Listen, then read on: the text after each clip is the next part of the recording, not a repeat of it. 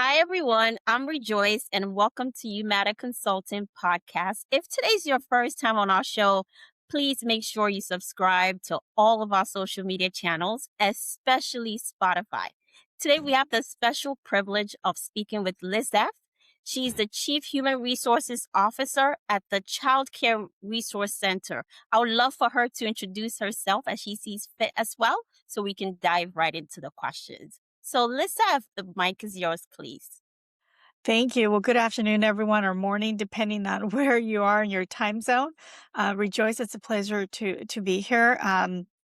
My name is Lisseth Subi. As Rejoice said, I'm currently the CHRO for a nonprofit. I'm also an author, speaker, and a board member for Girls on the Run LA. Just passionate about supporting our community. Mhm. Absolutely. Thank you so much for that wonderful introduction. Thanks for your time to speak with us today. We want to start off by asking, having you led human resources functions supporting thousands of employees in your current role or other roles, could you please share what scaling culture truly means in practice, in your opinion? Thank you. This is not a black and white answer, but I think Right. fundamentally we need to start with clearly defining what are the values? What is it that we're embedding into the employee experience, starting from the recruitment process to the onboarding, the Mhm. performance management, how decisions are made on promotions or development, and really thinking about building programs, processes that Right. reinforce the behaviors that are aligned to the company culture. And this Mm, really varies from organization to organization. So I strongly believe that once that is defined and you apply this into your daily behaviors, because it's not a one time behavior action, right? This will yes. really help to support the foundation to be able to support and sustain the organizational growth because if you have inconsistencies, it's going to be hard to make that pivot and to be able to sustain those changes. Absolutely. I agree with you, especially when it comes to people and how sometimes change is not as easy as we like it to be.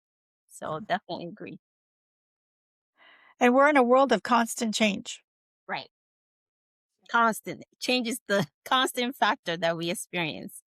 Now, going along with that, Lizeth, as a chief people and culture officer, how do you define success beyond the traditional HR metrics in an organization?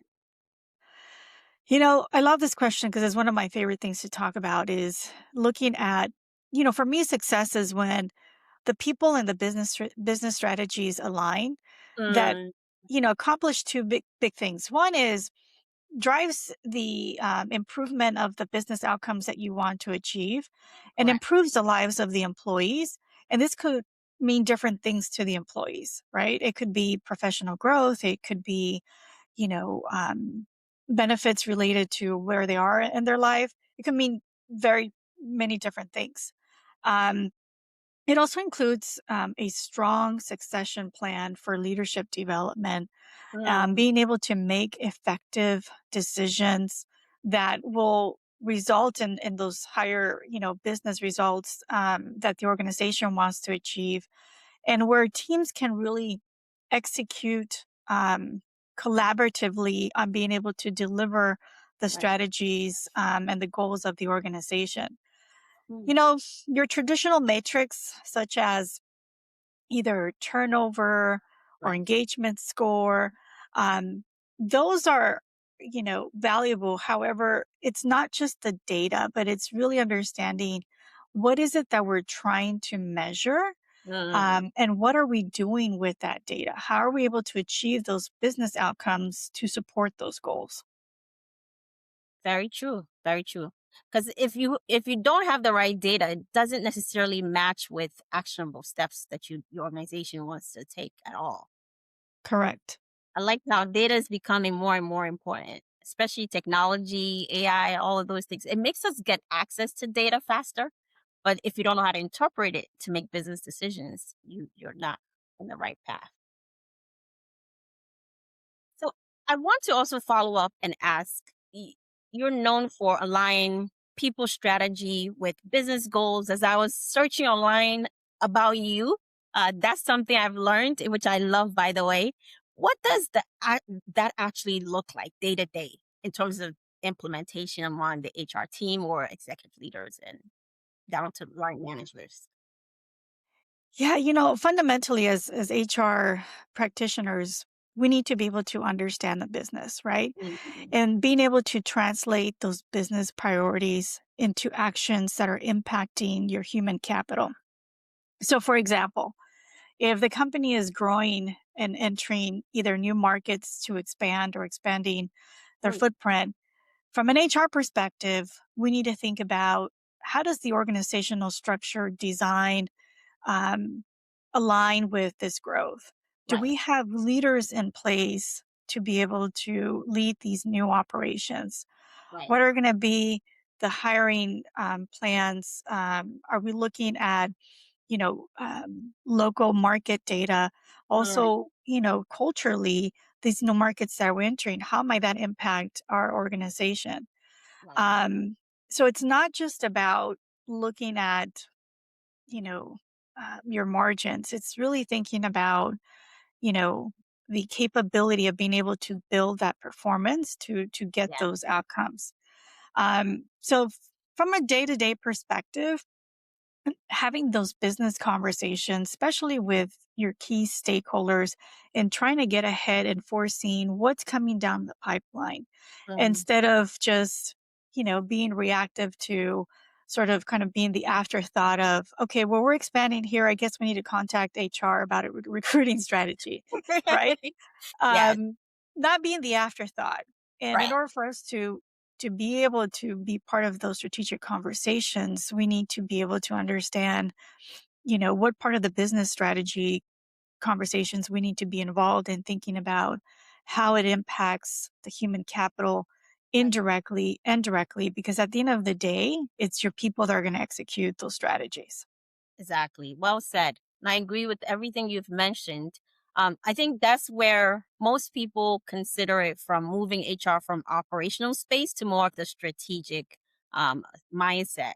And I know some traditional models or organizations, sometimes it takes them a while to understand the strategy behind HR being in those meetings.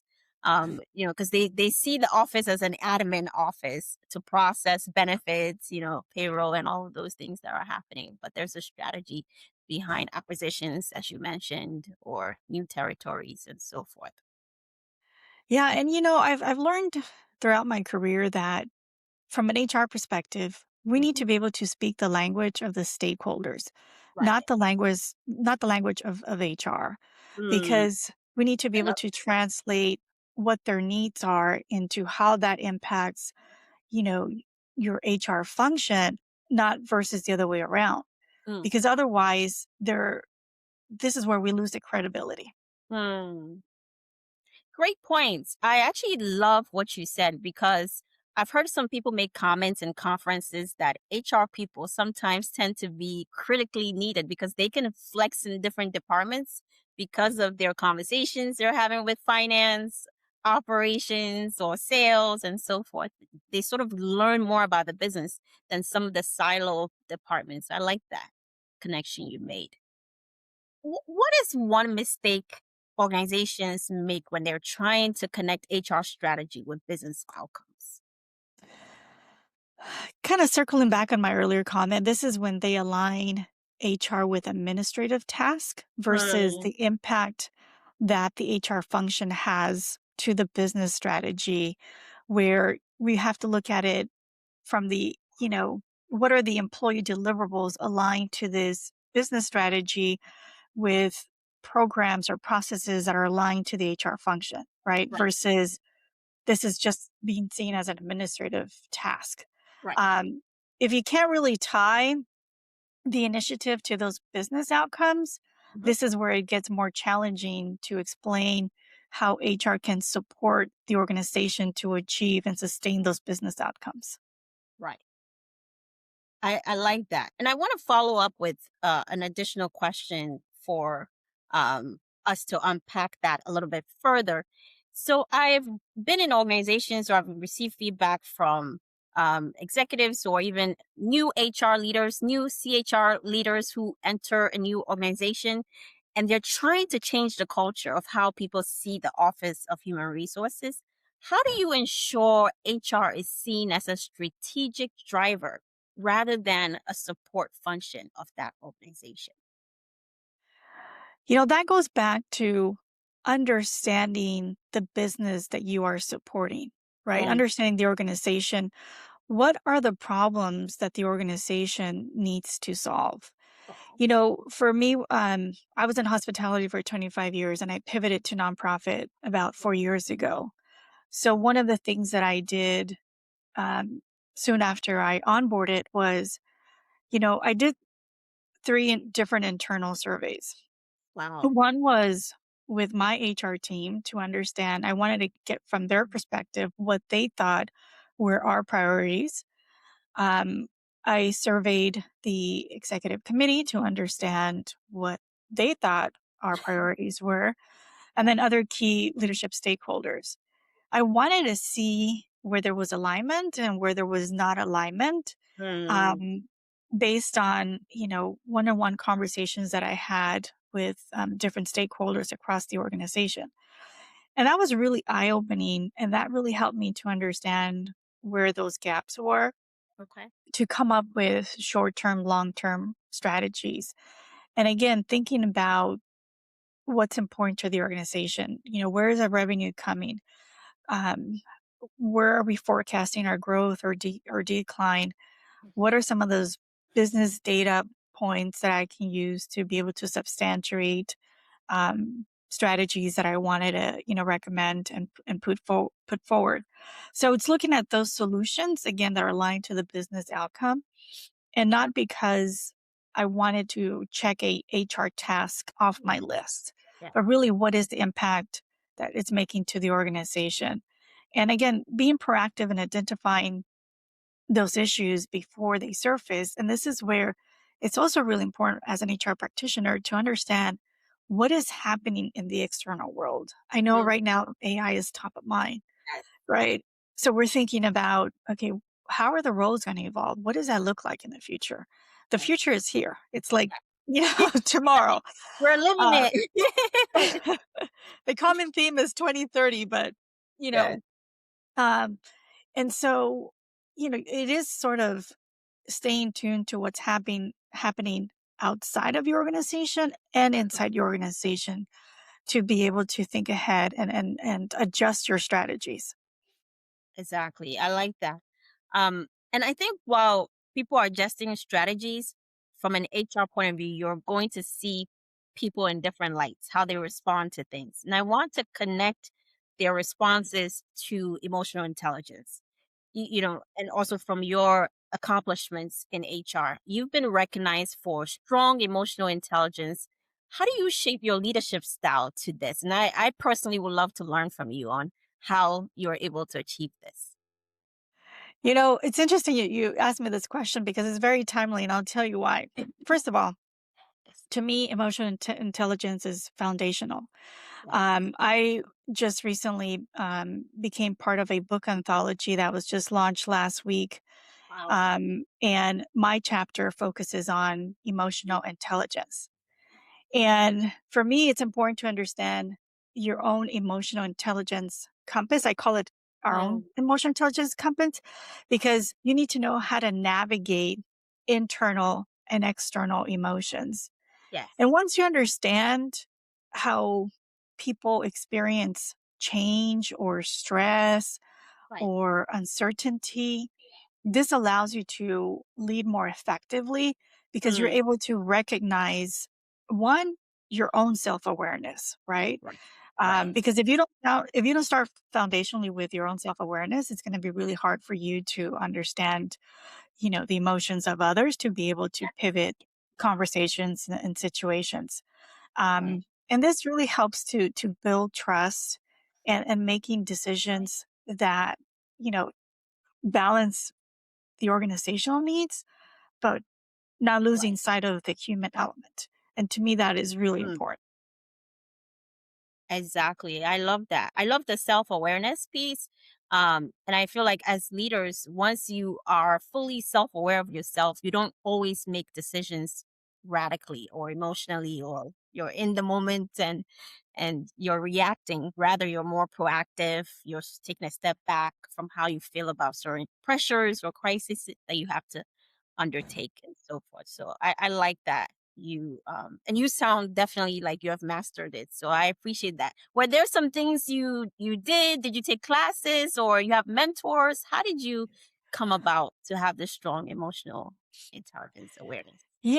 Thank you. Thank you for the kudos. It's taking time, Okay. and am I perfect at it? No. But one, I think my experiences in my career, Mm, has helped me. Earlier in my career, I did take some courses, and there's so many different assessments um, to learn more about this and have understanding of, also um, your own style, what motivates you, So it's been a combination of things, but foundationally, I think it is one of the critical skills that mm, leaders need to have nowadays, yes. especially as we navigate a world of a lot of change, uncertainty, Mhm. and um, in my perspective, to be an effective leader, you need to be able to have the skill set to be able to navigate some of the challenges and opportunities that we have to manage through. Yes, absolutely. And it's the change is constant, left and right. We're getting it everywhere. Leaders with strong emotional intelligence are extremely admirable. Sorry, I want to pivot to the next question. Employee engagement. I know a lot of times this is a term that people throw out there. We need more engagement for our employees. Retention is tied to employee engagement. It's a big focus at every or most organizations. What actually works and what does not, in your opinion? It's not just about the tangible things like parties or having a game room or whatever the case may be. To me, it is about the consistent behaviors Mm, that we demonstrate that are aligned to your company culture. right, When there's inconsistent behaviors, you don't have effective leadership, which correct. then translates into unclear expectations. Right. Um, and then this misalignment creates this fragment. And so for me, it starts with those consistent behaviors. Second is, if you are going to rely on engagement surveys, it's not just about doing the survey Right. and just checking out of the box. It's okay, we got the survey. What action plan do we need to create? Right. And following through and executing on that action plan, because then it just becomes survey fatigue, right? Right. Right. And a one size approach doesn't fit everything, especially right now. We're in a world where we have five generations in the Yes. workforce. So you need to think about, you know, those interactions, understanding those um, individuals and living through those daily behaviors and experiences. And it's not just annual initiatives that are going to drive that engagement. Exactly. Love that. I love that you brought the generational differences that are all working together and making it work, at least from what I'm hearing. I also want to tackle our next question back to what you were mentioning regarding misalignments and alignment with your team when you did your survey to find out whether you thought the priorities were, the executive team, what they thought the priorities are.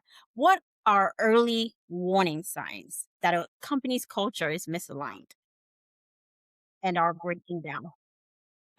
Yeah, I think some of the warning signs is when your action plans are not aligned to those business outcomes that you want to drive. And this could be part of how decisions are made, um, Right, where again, we're not taking into consideration what is the mission of the organization, what are the business outcomes we want to drive. Um, and maybe because I've been in this field for a long time, I also start picking up on cues of, your high performers where Yeah, they start getting disengaged or yeah, they leave the organization. And also, what's really important is if leaders are not sending consistent messages and practices, it right. starts to create confusion. Yes, And that confusion creates to misalignment, disengagement, and your accountability drops. right. Um, so, the culture is foundational, but it really starts with those consistent behaviors. Absolutely. I agree. And I feel like if people are coming to work and they're seeing inconsistency, they are sort of confused what they should be expecting today or tomorrow. And it's just not a good feeling overall for anyone in terms of Yeah. wellness, too, connecting to another department in HR to help people feel happy at work. What would you say is the greatest resistance you have faced when implementing change? And it could be any type of change you have come across. And how did you sort of overcome it as a best practice for someone who wants to learn? You know, oftentimes, um, resistance comes from the fear of something, the Yes. fear that something's going to change because maybe you're losing something that you really like, the fear of unknown.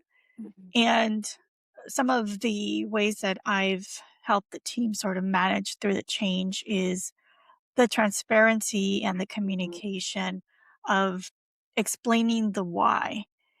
In some cases, also, having those one on one conversations where those individuals that have concerns or resistance to it, and building your key stakeholders, your cheerleaders, right? Um, early enough in the process to help support some of these changes. And this looks differently depending on the change that you're trying to execute. But it's really critical to think about, making that connection to the change and the outcome that you're trying to drive and the why.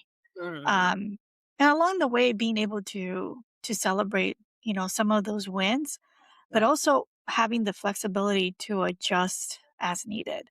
Mm, Because in some cases, when you might begin a change, by the time the end process is executed, some right. things will change and evolve, and that's okay. But being Yes. able to have that flexibility is important. But it really starts with most common the fear of something. Exactly. I agree. The fear of the unknown is holding so many people behind and also so many organizations behind from experimenting or tackling some risk. Of course, it has to be calculated risk and so forth, Yes. not just any risk. Smith, I would like to ask you about what does the future of chief human resources officers look like in the next 5 to 10 years, especially comparing from your experience when you first came into a role and what you think the future will potentially look like? You know, I think the future of the chief people officer role is going to become more strategic in the Mm, future, especially if that individual knows the business. There's going to be more reliance on using data to yes, be able to make business cases, yes, um, continuing to identify ways of um, partnering, and especially with the AI changes, with your IT teams. There's a lot of conversation now too, is like, where should IT sit? yes, Uh, right? Because if you think about it, the AI transformation is about the people. yes. And it is about a change management. It is not just about the technology. Mhm. And so I think stronger collaboration with those teams is going to be important.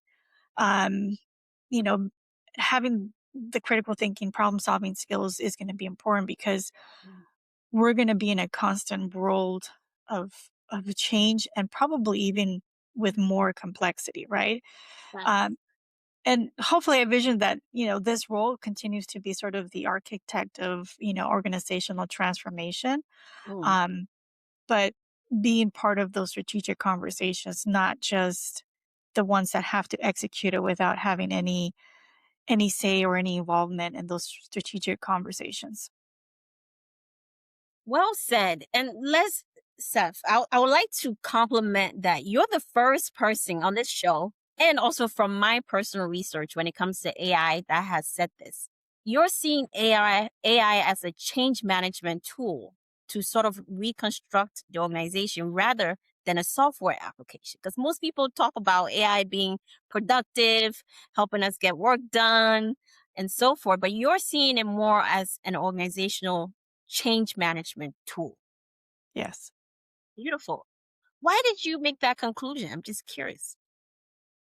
Because if you think about it, there's going to be a lot of changes with AI. Right. How you operate, how the roles perform. So Mhm. this is change management. It's almost like it's just maybe think about it in this way. You're going to roll out a new performance management program. Right. There is a change process to it, Right. not just systematically, but how it's going to impact your people. And Mm. so to me, the HR transformation is thinking about what is the impact to the individuals, Mm. which at the end, they're the ones that are going to have to adapt to it. It's not the technology that's going to have to adapt to the people. It's the It's the people. adapting to the Right. technology. And Right. that is change management. Right. And I like that you also tied into the future of chief people officer positions being extremely more strategic due to the change management that's going to occur for people in the organization and what type of skill set we need versus what type of systems, teams. I see why you're saying the role will evolve into more strategic role. Do you think it'll become even higher than the chief of operations or they